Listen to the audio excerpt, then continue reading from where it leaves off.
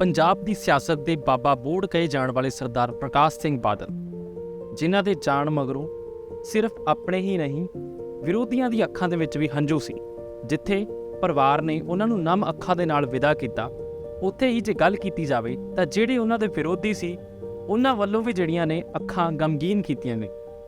ਗੱਲ ਕਰੀਏ ਤਾਂ ਦੇਸ਼ ਦੇ ਪ੍ਰਧਾਨ ਮੰਤਰੀ ਉਹਨਾਂ ਨੇ ਅੱਜ ਸਰਦਾਰ ਪ੍ਰਕਾਸ਼ ਸਿੰਘ ਬਾਦਲ ਨੂੰ ਯਾਦ ਕਰਦਿਆਂ ਉਹਨਾਂ ਦੇ ਉੱਤੇ ਇੱਕ ਆਰਟੀਕਲ ਲਿਖਿਆ। ਉਹਨਾਂ ਨੇ ਕਿਹਾ ਕਿ 25 ਅਪ੍ਰੈਲ ਦੀ ਸ਼ਾਮ ਨੂੰ ਜਦੋਂ ਮੈਨੂੰ ਸਰਦਾਰ ਪ੍ਰਕਾਸ਼ ਸਿੰਘ ਬਾਦਲ ਜੀ ਦੇ ਦੇਹਾਂਤ ਦੀ ਖਬਰ ਮਿਲੀ ਤਾਂ ਮੈਂ ਅਥਾਹ ਉਦਾਸੀ ਨਾਲ ਭਰ ਗਿਆ। ਉਹਨਾਂ ਦੇ ਦੇਹਾਂਤ ਨਾਲ ਮੈਂ ਇੱਕ ਪਿਤਾ ਸਮਾਨ ਸ਼ਖਸੀਅਤ ਨੂੰ ਗਵਾ ਦਿੱਤਾ, ਜਿਨ੍ਹਾਂ ਨੇ ਦਹਾਕਿਆਂ ਤੱਕ ਮੇਰਾ ਮਾਰਗਦਰਸ਼ਨ ਕੀਤਾ। ਇੱਕ ਤੋਂ ਵੱਧ ਢੰਗਾਂ ਨਾਲ ਉਹਨਾਂ ਭਾਰਤ ਅਤੇ ਪੰਜਾਬ ਦੀ ਰਾਜਨੀਤੀ ਨੂੰ ਆਕਾਰ ਦਿੱਤਾ, ਜਿਸ ਨੂੰ ਬੇਮਿਸਾਲ ਆਖਿਆ ਜਾ ਸਕਦਾ ਹੈ। ਬਾਦਲ ਸਾਹਿਬ ਇੱਕ ਵੱਡੇ ਨੇਤਾ ਸਨ, ਇਸ ਗੱਲ ਨੂੰ ਆਮ ਤੌਰ ਤੇ ਮੰਨਿਆ ਜਾਂਦਾ ਹੈ, ਪਰ ਸਭ ਤੋਂ ਵੱਡੀ ਗੱਲ, ਉਹ ਇੱਕ ਵੱਡੇ ਦਿਲ ਵਾਲੇ ਇਨਸਾਨ ਵੀ ਸਨ। ਵੱਡਾ ਨੇਤਾ ਬਣਨਾ ਸੌਖਾ ਹੈ, ਪਰ ਵੱਡੇ ਦਿਲ ਵਾਲੇ ਹੋਣ ਲਈ ਹੋਰ ਵੀ ਬਹੁਤ ਕੁਝ ਕਰਨਾ ਪੈਂਦਾ ਹੈ। ਪੰਜਾਬ ਭਰ ਦੇ ਲੋਕ ਕਹਿੰਦੇ ਹਨ, ਬਾਦਲ ਸਾਹਿਬ ਦੀ ਗੱਲ ਤਾਂ ਵੱਖਰੀ ਸੀ। ਇਹ ਯਕੀਨ ਨਾਲ ਕਿਹਾ ਜਾ ਸਕਦਾ ਹੈ ਕਿ ਸਰਦਾਰ ਪ੍ਰਕਾਸ਼ ਸਿੰਘ ਬਾਦਲ ਸਾਹਿਬ ਸਾਡੇ ਸਮਿਆਂ ਦੇ ਸਭ ਤੋਂ ਕੱਦਵਾਰ ਕਿਸਾਨ ਨੇਤਾਵਾਂ ਵਿੱਚ ਸ਼ੁਮਾਰ ਹਨ। ਖੇਤੀਬਾੜੀ ਉਹਨਾਂ ਦਾ ਅਸਲ ਸ਼ੌਕ ਸੀ। ਜਦੋਂ ਵੀ ਉਹ ਕਿਸੇ ਵੀ ਮੌਕੇ ਤੇ ਬੋਲਦੇ ਸਨ ਤਾਂ ਉਹਨਾਂ ਦੇ ਭਾਸ਼ਣ ਤੱਥਾਂ, ਤਾਜ਼ਾ ਜਾਣਕਾਰੀ ਅਤੇ ਬਹੁਤ ਸਾਰੀ ਨਿੱਜੀ ਸੂਝ-ਬੂਝ ਨਾਲ ਭਰਪੂਰ ਹੁੰਦੇ ਸਨ। 1990 ਦੇ ਦਹਾਕੇ ਵਿੱਚ ਜਦੋਂ ਮੈਂ ਉੱਤਰੀ ਭਾਰਤ ਵਿੱਚ ਪਾਰਟੀ ਦੇ ਕੰਮ ਵਿੱਚ ਜੁਟਿਆ ਸੀ ਤਾਂ ਮੇਰੀ ਬਾਦਲ ਸਾਹਿਬ ਨਾਲ ਨੇੜਿਓਂ ਗੱਲਬਾਤ ਹੋਈ। ਬਾਦਲ ਸਾਹਿਬ ਦੀ ਸਾਖ ਉਹਨਾਂ ਤੋਂ ਪਹਿਲਾਂ ਸੀ। ਉਹ ਇੱਕ ਸਿਆਸੀ ਦਿੱਗਜ ਸਨ ਜੋ ਪੰਜਾਬ ਦੇ ਸਭ ਤੋਂ ਘੱਟ ਉਮਰ ਦੇ ਮੁੱਖ ਮੰਤਰੀ, ਇੱਕ ਕੇਂਦਰੀ ਕੈਬਨਿਟ ਮੰਤਰੀ ਅਤੇ ਦੁਨੀਆ ਭਰ ਦੇ ਕਰੋੜਾਂ ਪੰਜਾਬੀਆਂ ਦੇ ਦਿਲਾਂ ਤੇ ਰਾਜ ਕਰਨ ਵਾਲੇ ਵਿਅਕਤੀ ਸਨ। ਦੂਜੇ ਪਾਸੇ ਮੈਂ ਇੱਕ ਆਮ ਕਾਰਜਕਰਤਾ ਸੀ। ਫਿਰ ਵੀ ਆਪਣੇ ਸੁਭਾਅ ਅਨੁਸਾਰ ਉਹਨਾਂ ਕਦੇ ਵੀ ਇਸ ਨੂੰ ਸਾਡੇ ਦਰਮਿਆਨ ਪਾੜਾ ਨਹੀਂ ਬਣਨ ਦਿੱਤਾ। ਉਹ ਨਿੱਘ ਅਤੇ ਦਿਆਲਤਾ ਨਾਲ ਭਰਪੂਰ ਸਨ। ਇਹ ਉਹ ਗੁਣ ਸਨ ਜੋ ਆਖਰੀ ਸਾਹ ਤੱਕ ਉਹਨਾਂ ਦੇ ਨਾਲ ਰਹੇ। ਹਰ ਕੋਈ ਜਿਸ ਨੇ ਬਾਦਲ ਸਾਹਿਬ ਨਾਲ ਨੇੜਿਓਂ ਗੱਲਬਾਤ ਕੀਤੀ ਸੀ, ਉਹਨਾਂ ਦੀ ਸਿਆਣਪ ਅਤੇ ਮਜ਼ਾਕੀਆ ਸੁਭਾਅ ਨੂੰ ਯਾਦ ਕਰੇਗਾ।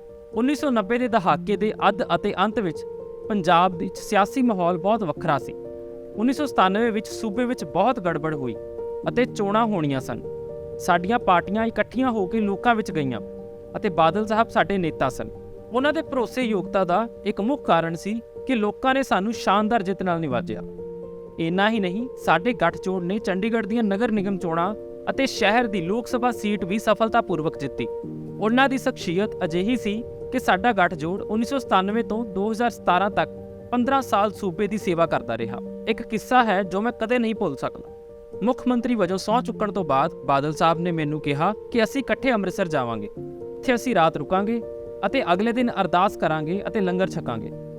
ਮੈਂ ਇੱਕ ਗੈਸਟ ਹਾਊਸ ਵਿੱਚ ਆਪਣੇ ਕਮਰੇ ਵਿੱਚ ਸੀ, ਪਰ ਜਦੋਂ ਉਹਨਾਂ ਨੂੰ ਇਸ ਗੱਲ ਦਾ ਪਤਾ ਲੱਗਿਆ ਤਾਂ ਉਹ ਮੇਰੇ ਕਮਰੇ ਵਿੱਚ ਆਏ ਅਤੇ ਮੇਰਾ ਸਮਾਨ ਚੁੱਕਣ ਲੱਗੇ। ਮੈਂ ਉਹਨਾਂ ਨੂੰ ਪੁੱਛਿਆ ਕਿ ਉਹ ਅਜਿਹਾ ਕਿਉਂ ਕਰ ਰਹੇ ਹਨ। ਤਦ ਉਹਨਾਂ ਨੇ ਮੈਨੂੰ ਕਿਹਾ ਕਿ ਮੈਨੂੰ ਉਹਨਾਂ ਦੇ ਨਾਲ ਮੁੱਖ ਮੰਤਰੀ ਦੇ ਕਮਰੇ ਵਿੱਚ ਆਉਣਾ ਪਵੇਗਾ ਅਤੇ ਉੱਥੇ ਹੀ ਰਹਿਣਾ ਪਵੇਗਾ। ਮੈਂ ਇਹਨਾਂ ਨੂੰ ਕਹਿੰਦਾ ਰਿਹਾ ਕਿ ਅਜਿਹਾ ਕਰਨ ਦੀ ਕੋਈ ਜ਼ਰੂਰਤ ਨਹੀਂ, ਪਰ ਉਹਨਾਂ ਨੇ ਜ਼ੋਰ ਪਾਇਆ। ਆਖਰਕਾਰ ਅਜਿਹਾ ਹੀ ਹੋਇਆ ਅਤੇ ਬਾਦਲ ਸਾਹਿਬ ਦੂਜੇ ਕਮਰੇ ਵਿੱਚ ਠਹਿਰੇ। ਮੇਰੇ ਵਰਗੇ ਇੱਕ ਬਹੁਤ ਹੀ ਸਾਧਾਰਨ ਕਾਰਜਕਰਤਾ ਪ੍ਰਤੀ ਉਹਨਾਂ ਦਾ ਇਸ ਰਵੱਈਏ ਦੀ ਮੈਂ ਹਮੇਸ਼ਾ ਕਦਰ ਕਰਾਂਗਾ। ਬਾਦਲ ਸਾਹਿਬ ਦੀਆਂ ਗਊਸ਼ਾਲਾਵਾਂ ਵਿੱਚ ਵਿਸ਼ੇਸ਼ ਰੁਚੀ ਸੀ ਅਤੇ ਉਹਨਾਂ ਨੇ ਵਿਭਿੰਨ ਕਿਸਮਾਂ ਦੀਆਂ ਗਊਆਂ ਰੱਖੀਆਂ।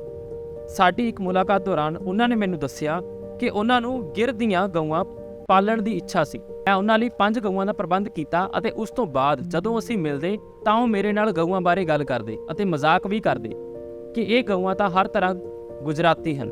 ਜਦੋਂ ਕਦੇ ਬੱਚੇ ਆਸ-ਪਾਸ ਖੇਡ ਰਹੇ ਹੁੰਦੇ ਹਨ, ਉਹ ਕਦੇ ਵੀ ਗੁੱਸੇ ਉਤੇਜਿਤ ਨਹੀਂ ਹੁੰਦੀਆਂ ਜਾਂ ਕਿਸੇ ਤੇ ਹਮਲਾ ਨਹੀਂ ਕਰਦੀਆਂ।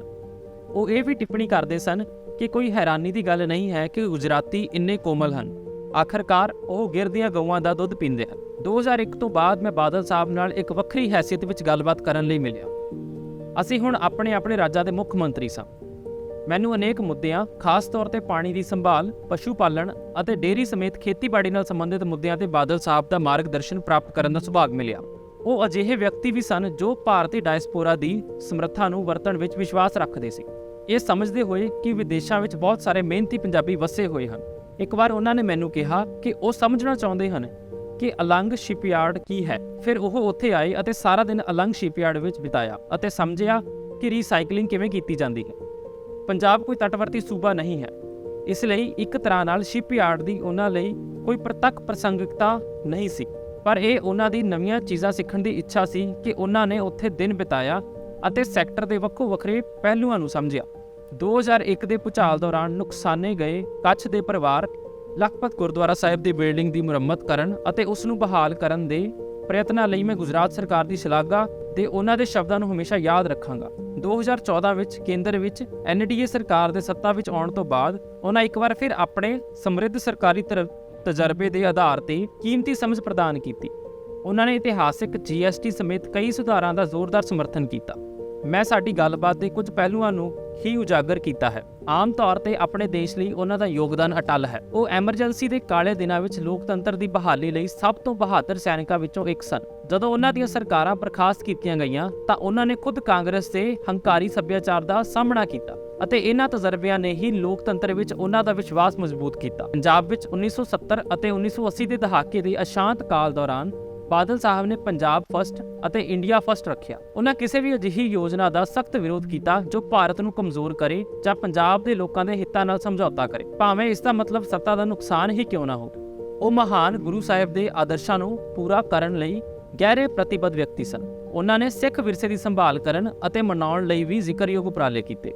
1984 ਦੇ ਦੰਗਾ ਪੀੜਤਾਂ ਨੂੰ ਇਨਸਾਫ ਦਿਵਾਉਣ ਵਿੱਚ ਉਹਨਾਂ ਦੀ ਭੂਮਿਕਾ ਕੌਣ ਭੁਲਾ ਸਕਦਾ ਹੈ।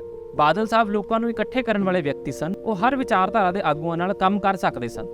ਬਾਦਲ ਸਾਹਿਬ ਨੇ ਕਦੇ ਵੀ ਸਿਆਸੀ ਫਾਇਦਿਆਂ ਅਤੇ ਨੁਕਸਾਨਾਂ ਨਾਲ ਕੋਈ ਸੰਬੰਧ ਨਹੀਂ ਜੋੜਿਆ। ਉਹ ਰਾਸ਼ਟਰੀ ਏਕਤਾ ਦੀ ਭਾਵਨਾ ਨੂੰ ਅੱਗੇ ਵਧਾਉਣ ਲਈ ਵਿਸ਼ੇਸ਼ ਤੌਰ ਤੇ ਲਾਭਦਾਇਕ ਸੀ। ਬਾਦਲ ਸਾਹਿਬ ਦੇ ਦੇਹਾਂਤ ਨਾਲ ਪਏ ਖਲਾਅ ਨੂੰ ਭਰਨਾ ਔਖਾ ਹੋ ਜਾਵੇਗਾ। ਇੱਥੇ ਇੱਕ ਰਾਜਨੇਤਾ ਸਨ ਜਿਨ੍ਹਾਂ ਦੀ ਜ਼ਿੰਦਗੀ ਨੇ ਬਹੁਤ ਸਾਰੀਆਂ ਚੁਣੌਤੀਆਂ ਦੇਖੀਆਂ, ਪਰ ਉਹਨਾਂ ਨੇ ਉਹਨਾਂ ਨੂੰ ਪਾਰ ਕੀਤਾ ਅਤੇ ਫੀਨਿਕਸ ਵਾਂਗ ਉੱਡੇ। ਉਹਨਾਂ ਦੀ ਕਮੀ ਜ਼ਰੂਰ ਰਹੇਗੀ, ਪਰ ਉਹ ਸਾਡੇ ਦਿਲਾਂ ਵਿੱਚ ਜਿਉਂਦੇ ਰਹਿਣਗੇ ਅਤੇ ਉਹ ਦਹਾਕਿਆਂ ਦੌਰਾਨ ਕੀਤੇ ਗਏ ਸ਼ਾਨਦਾਰ ਕੰਮ ਦੁਆਰਾ ਵੀ ਜਿਉਂਦੇ ਰਹਿਣਗੇ।